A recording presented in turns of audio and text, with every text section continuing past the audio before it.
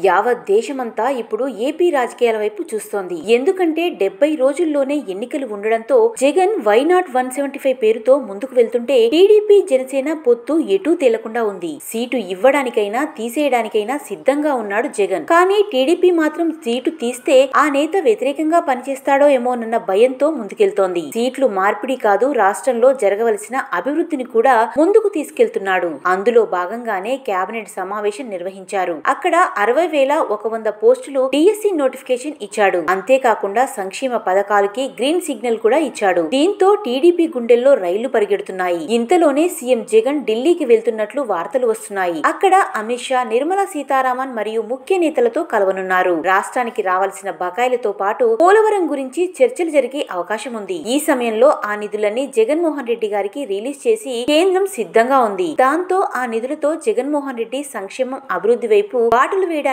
సిద్ధంగా ఉన్నాడు. ఇదిలా ఉంటే ఏపీలో పొత్తులు ఎటూ కాకుండా ఉన్నాయి. టీడీపీ జనసేన పొత్తు ఉన్నప్పటికీ జనసేన బీజేపీ పొత్తులో ఉంది. మరి బీజేపీ, టీడీపీ, జనసేన కలిసే అవకాశం ఉందా అంటే కాలమే నిర్ణయించాలి. కానీ కేంద్రంలో మాత్రం బీజేపీ అధికారంలోకి వస్తుంది. ఏపీలో మాత్రం ఇంకోసారి జగన్ గెలుస్తాడని కేంద్ర ఇంటెలిజెన్స్ వర్గాల సమాచారాన్ని జగన్ కు చెప్పినట్లు సమాచారం. మరి నిజం ఇందులో ఎంత ఉందో తెలియదు. కానీ వచ్చే ఎన్నికల్లో ఏపీలో ఎవరు గెలుస్తారో మీ కామెంట్ రూపంలో తెలియజేయండి.